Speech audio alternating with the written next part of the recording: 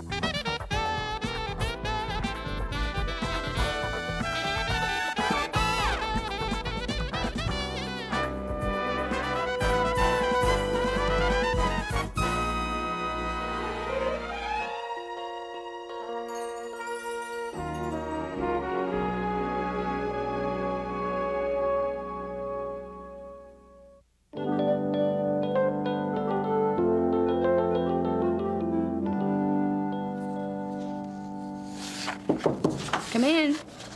Hi. You busy? I'm swamped, but come on in. I got lots of things to tell you. Hey, you must have heard some good news from Lori. It's written all over you.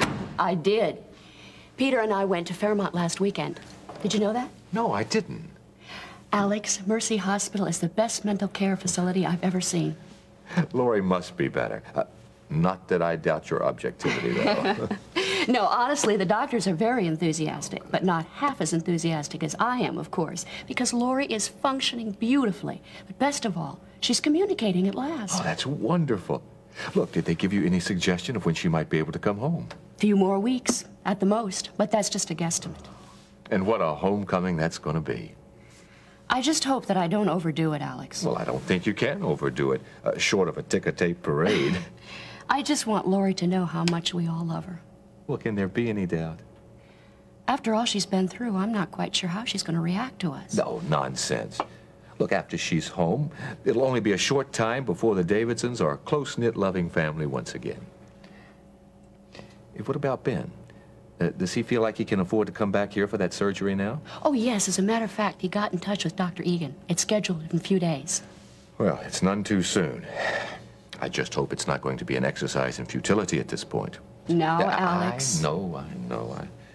I'm just afraid he might have waited too long. He should have known better. Well, we've all talked to him, but Lori is his main priority. His health and welfare, I'm afraid, are secondary. And believe me, I have tried to talk him out of it. When do you think he might consider coming back to work? Oh, he already has. Yep, he's going to clear up some loose ends that he left while he's having his surgery, then he's going to make a fresh start again. Well, now, you know, that tells me more about Lori's recovery than anything else. Oh, excuse me, Alex. Terry Davidson. Yes, hello, Russ. Well, as a matter of fact, I am rather busy right now. Maybe later in the morning. About 10:30? Let's see, okay, that's fine. All right. What in the world can he want now? I'm just afraid that if this Ronnie Washington and his guys really want to punish you, then Mom and someone else in the family could get caught in the crossfire. Hey, that's not going to happen, Gene, honest. I mean, if I thought that was going to happen, I'd move away. I even suggested it, but your mother wouldn't hear of it. But where would you move anyhow? Where would you go if you were going to move? Well, I'm still thinking about it, to tell you the truth. I don't know. If I moved away from this house, I'd just move away from town altogether. I didn't want to run, but maybe I was wrong. I have talked to Harold about it. What does he think? He thinks I should stay put. See this wig? It's hard to ignore. Yeah, well, it was his idea. This and this whole disguise and a change in my appearance and all. Something like a disguise or something, huh? Yeah. Yeah, my disguise. Huh. You know something? I figured that this whole thing wasn't just for kicks. Are you kidding? It's hotter than you-know-what under here. Well, what do you think, Gene? You think I should just forget it or what? No, I don't think you should forget it, but I'm going to tell you one thing. I would like a little more background information as to how you got involved with this Ronnie character in the first place. Well, he's really smooth. I mean, that guy could charm the skin right off a snake. And so could Lance if he wanted to. And girls just take to him. And I mean, once they figure out what's happened, it's too late. They're hooked. Drugs? For some. For others, like me, some money. And the hatred of men. And yourself. What about Lance and Ronnie, Babs? Oh, you hate them too. And you love them. Oh, I don't know. It's really sick. I mean, it's worse than dope. You love being hated, and you hate the people who try to love you, and Ronnie really knows how to use his girls, too. I mean, he knows just what buttons to push to make them work. He even pits one against another just for the fun of it. I've seen him do it sometimes even to the death. Sounds like a really nice chap. Yeah. You know, now that you've got this improved hindsight on everything, let me just answer one little question here. What do you suppose makes Ronnie Washington tick? Well, he likes the bread, that's for sure. I mean, silk shirts, silk sheets. You could walk into his place and slip and break your neck. Mm-hmm. I used to think I wanted that too, but he's just so mean and rotten. I could never go back to that. I wouldn't. Look, I would never ask you to go back to that. But I do want you to be straight with me about one thing. I want you to answer one question. My mom's safety could be at stake here, couldn't it? Babs, isn't it true that my mom could really be in danger? Yeah, it's a possibility.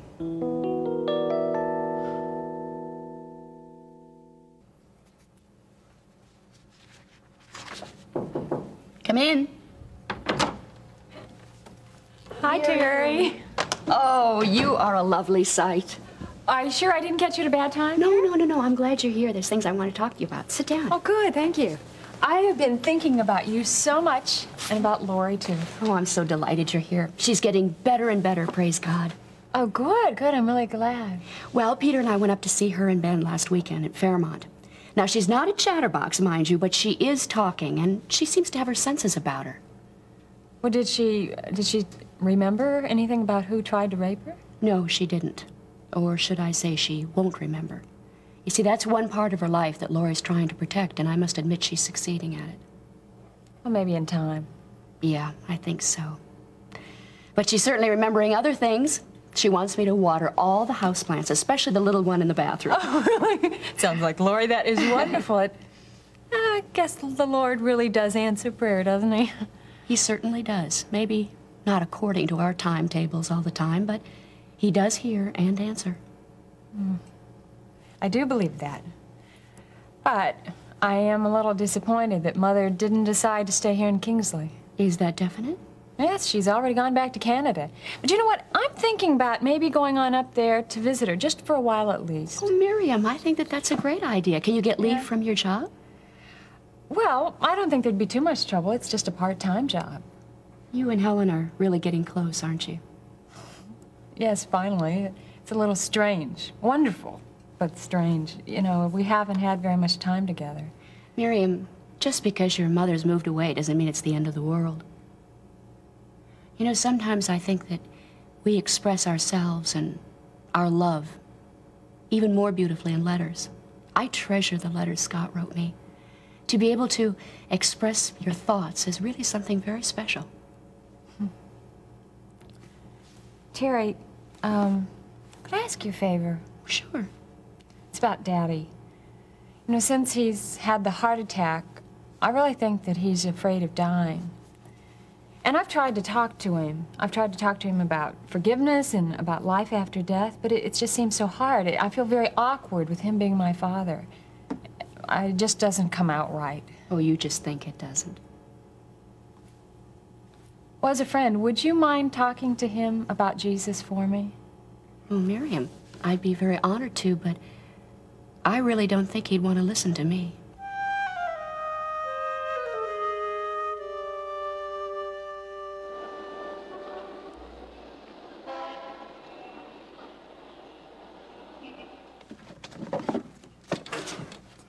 Harold, have you been messing around with my files? Barbara, darling, you know those files used to be mine, and now I can't recognize anything in there. Well, neither can I. I mean, if you need something, ask me. Don't go digging around in there for them. That's what I'm here for. Just say, Babs, give me the whatever, okay? Okay. Babs, would you please give me the Rogers versus Emery file? Sure. Whose side are you on? Emery. Okay. Would that make some kind of difference? Yeah. Emery versus Rogers. Your people come first in my book. Thank you. Harold, Yeah. if I had to quit suddenly, would it really leave you in a big pinch? Yeah, you can't quit. Well, I don't really want to, but, you never know. What made you come up with an idea like that in the first place? You got a minute? Yeah. Hey, what's happened? Is something wrong? Well, nothing new is wrong. It's just this Ronnie business is really getting to me, that's all. I mean, it's like one of those weird movies, where the suspense makes you crazy. I mean, it's bad enough for me, but I'm starting to worry about the Redlands now. And so's Jean. Now, wait a minute. Let's just back up here for a second. I thought you told me that nothing had happened. Well, no. And that those scare tactics, that stuff that he was pulling earlier, that hadn't happened again? That's more or less a thing of the past? Yeah, maybe. Well, there you go. But Gene's pretty sharp, and he thinks there might be something to this split with Ronnie and I, more than I let on. Is there? Well, a little. Babs, come on now. Come on, look, if there's something I need to know, is there something that you haven't told me about this? Well, yeah, Harold, there is.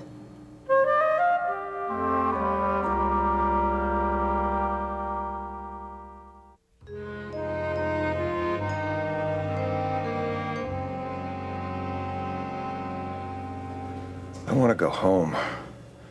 Soon. And I want you there with me. I want my only child there with me. Daddy, look, don't worry. There's really no need to. The Lord can work these things out. Just ask him. Words, Mim. Just words. Pour me a drink, will you? Sure. This will be good for you. You're good for me. You're so pretty. Daddy. Here. How's that? Be better if it had some scotch in it. No, you don't. Don't nothing. I can't. Don't go away, Mim. Please. Daddy, let's talk about that later, okay? I'm wondering if maybe you'd be willing to see Terry Davidson. Why? I'm not interested in seeing that woman. Well, I was talking with Terry earlier. We had a really good time, and there are some things she'd like to talk to you about. She was such a great help to me, Daddy. That's debatable. No, she was. She really was. So? So, well, I know when I was in this hospital, I certainly had a lot of fears. And just like you, I had a lot of time to question my life and where I was going. And that's when Lori and Terry, they were such a great comfort to me. They seemed to have answers. They did have answers about life and... And death? Don't be afraid to say it. I've been thinking about it a lot since my heart attack. I know that I can't escape it. Well, I think Terry could have some answers for you, too. Preaching to me? No, Daddy. No preaching. I promise.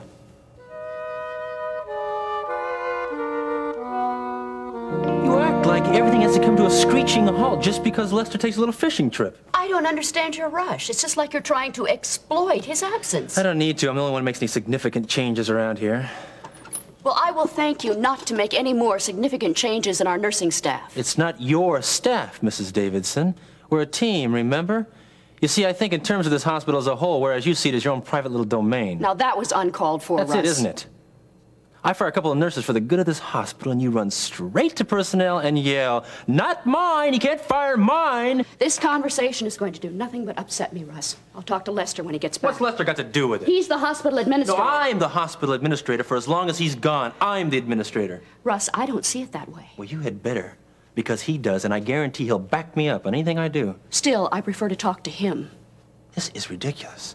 I am trying to run a hospital, and every time I turn around, you argue every one of my policies. I have to argue about these policies, especially in this case. Well, at any rate, as of this afternoon, those two nurses are history, period. I can't let you do that, Russ. Tell me where it is in your job description that says you can let me do anything. As director of nursing, As director of nursing, you answer to me.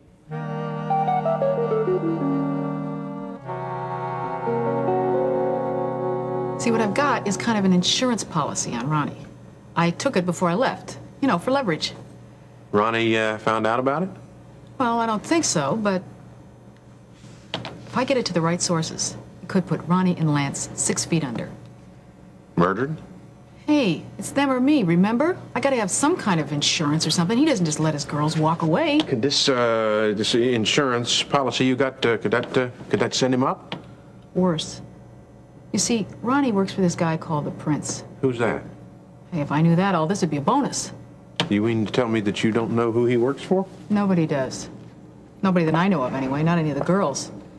But he's a heavy, I'll tell you that, and he wouldn't take to no skimming, not with his stuff. What do you mean, skimming? What kind of skimming? Off the top, what else? And Ronnie does a lot of skimming, and the Prince don't know about any of it. Yeah? Like, what else? Drugs. He skims off the top of that, just like he does the girls' income. Babs, are you sure about this? Sure, I'm sure. Look, I made photocopies of the books. There's 2 sets.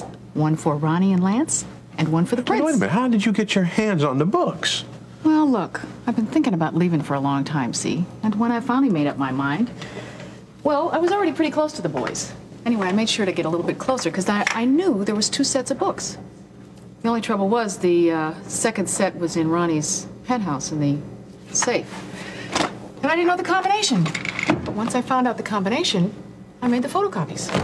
How in the world did you manage that? Well, it wasn't but a dime a page. Oh, no, Babs, I don't mean how you paid for it. I mean, how did you get away with it? Oh, yeah, well, that was pretty scary. I mean, getting them in and out of the building and all, but I just picked an afternoon when I knew they'd both be real busy, and I took them down to the public library and made the photocopies and got back. Only took me a couple hours. Ronnie never suspected anything? Well, that's the bad part. I don't know. You see, I'm not exactly a poker face, you know? And I definitely look like the cat that swallowed the canary. And I think Ronnie got suspicious because shortly after that, he had me beat up. Yeah, my feelings exactly. Hey, where are the copies now? Have you still got them? Sure, they're in a locker at the bus station. Oh, Babs, I could throttle you for not telling me this sooner.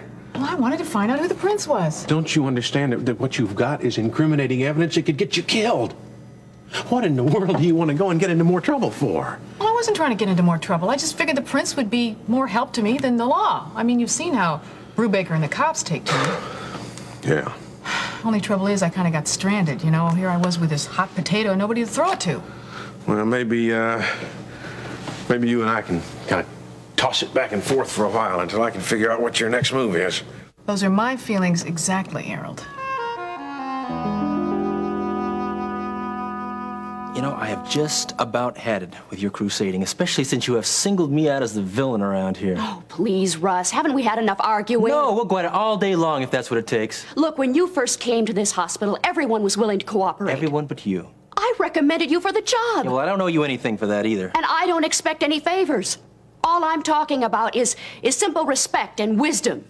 Wisdom? Whose wisdom? Mine? Yes, yours.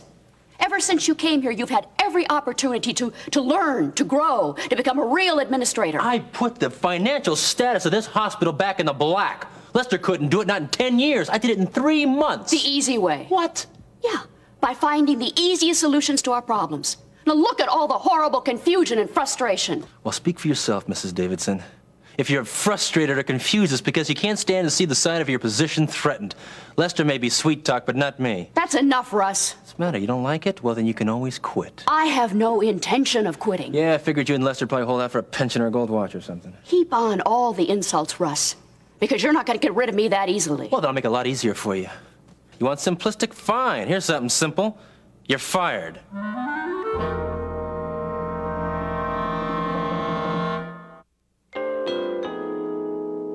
I can't believe my ears. Well, you don't have to.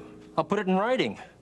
You know, I should have done this a long time ago. I tried to be reasonable, Terry, let you get your act together, but you fought me every step of the way. And I'm sure you'll agree that you can't run a hospital in insubordination. Russ, I don't want to be insubordinate, but you made this whole situation impossible. Well, that's not your problem anymore, is it?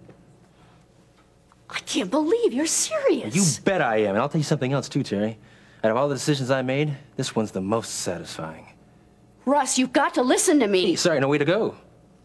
So get used to it. As of right now, you are no longer director of nursing, and you are no longer an employee of this hospital.